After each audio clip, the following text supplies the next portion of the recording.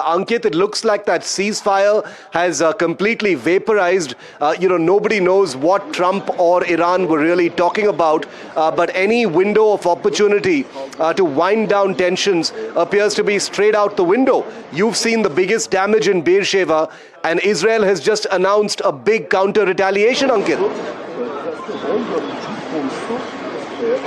Absolutely. It just took 2.5 hours from 7 a.m. when the ceasefire was supposedly in place, and since then, continuous blaring of the sirens here in Israel to, in fact, throw that ceasefire out of the window, Sheva, as you described it. But very quickly, let me show you, from this vantage point that we are in, the cost of the war. And this is exactly what happened, which was supposedly the last counter-attack that Iran had launched here in Israel to try and diffuse tensions post this. But this apartment building behind me took the direct hit, and at this moment what you are seeing is a massive cleanup operation which is going on by the soldiers of the IDF. I can see a full unit in combat gear.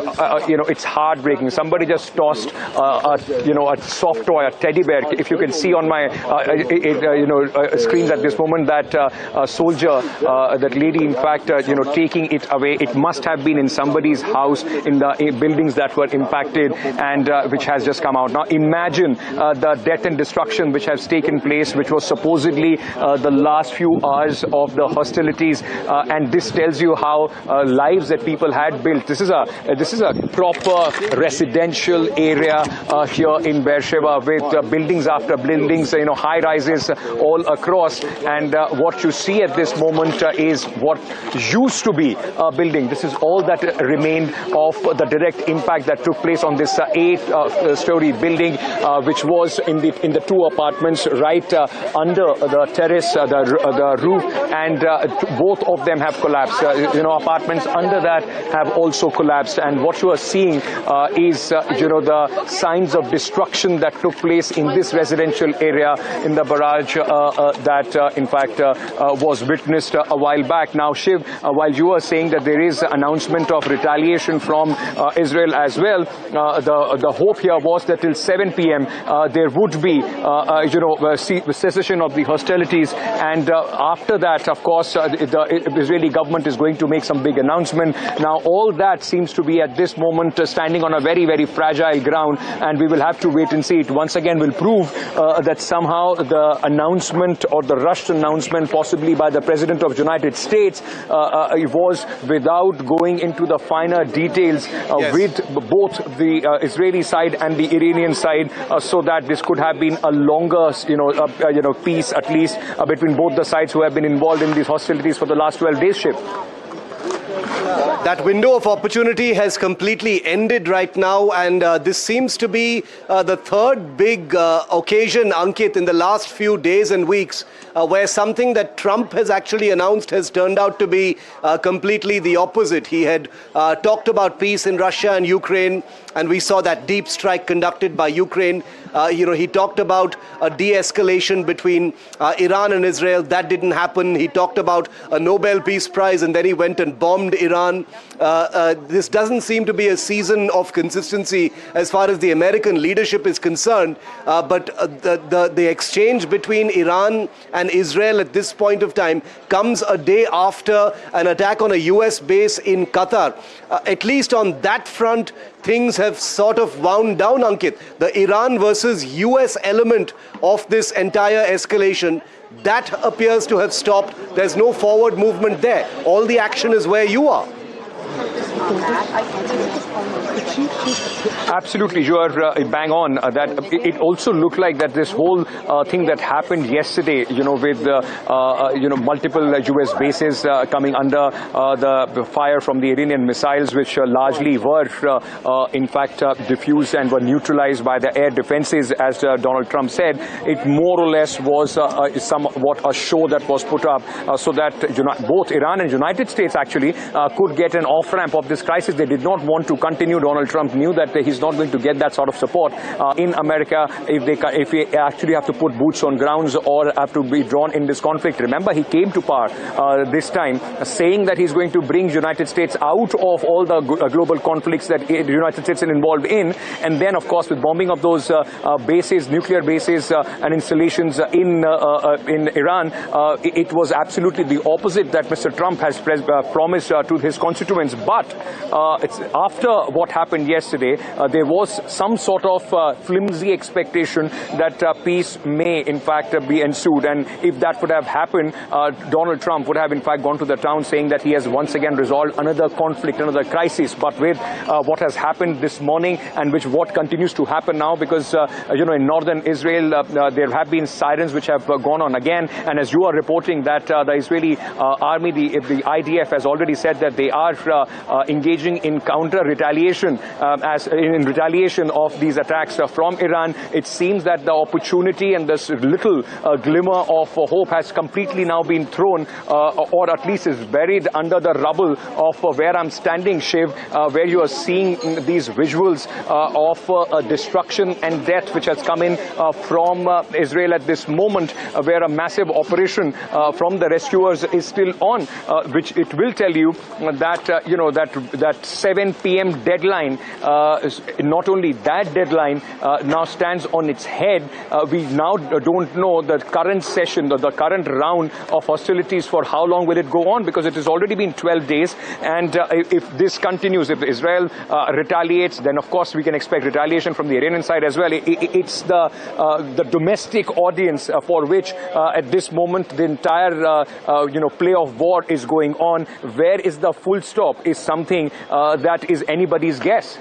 Ankit, I'm going to ask you one more question, and then I'm going to urge you to move your position, because I know it isn't safe. There are rescue and relief operations happening, but your safety is paramount. So we're going to ask you to, move as much as possible. But a very quick final question before I let you go, Ankit, is this. You are in Israel at a time when Iranian missiles are landing at locations right behind you. That's number one. Number two, Israel is about to retaliate, and therefore this is a country that you're reporting from that is on the highest state of military alert at this point of time.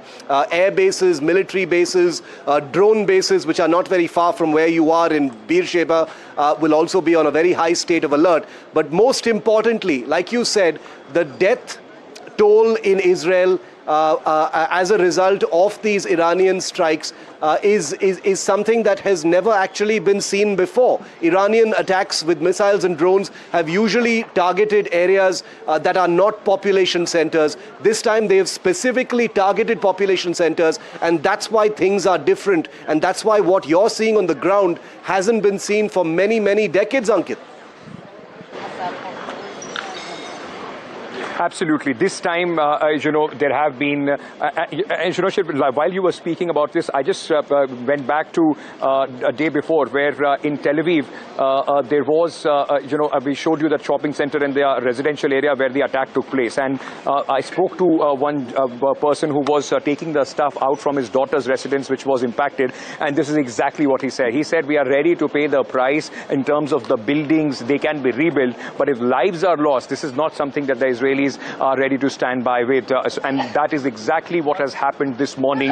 And also during this entire conflict, I will have to once recheck, but if I stand correct, if I remember correctly, the death toll throughout the 12 days now in Israel stands over 25. So between 25 to 29 is the number of dead this time in this conflict has been. And that takes a huge amount of toll and also pressure as far as the government is concerned for any kind of step back. The Iranian, of course, there have been retaliations and there have been a lot of destruction in Iran as well. But reporting from the country where I am in at this moment, that it becomes a very important figure for any sort of decision to go forward, which can be taken by Benjamin Netanyahu. Just earlier, just before these raid sirens, the alert sirens were sounded off in northern Israel, there was expectation from the Prime Minister's office. A full statement came in that objectives have been achieved. The Prime Minister is going to make a statement.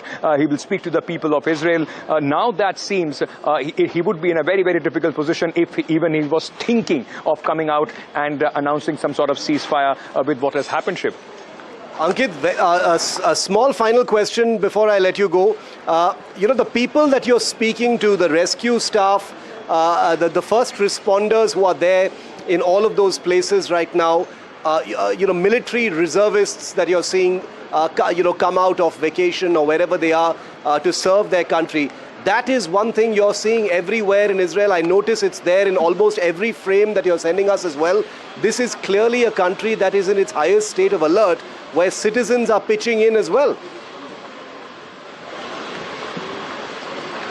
I can tell you one thing, and this was my first time in Israel, and that too under the most trying circumstances. I have never seen any other place where people are so prepared for a situation like this. Nobody wants a war, but, like we go, since morning, 4 times we had to run to the bomb shelters, and within moments, as soon as the raid siren goes off, people are back doing what they are. Every location of impact that I have been to, apart from, of course, the government agencies, the reservists, the forces, and everybody else, there are a group of volunteers that you will see set up tents, helping people, giving them, directions, helping them clean out their houses or whatever is left of their houses. So it is a country which has seen conflicts after conflicts, and the result of that, of course, is yes, there is tension, yes, there is fear, but it more or less has become part of life, and that is why they are not worried, in a sense, with the kind of impact that it is taking. The only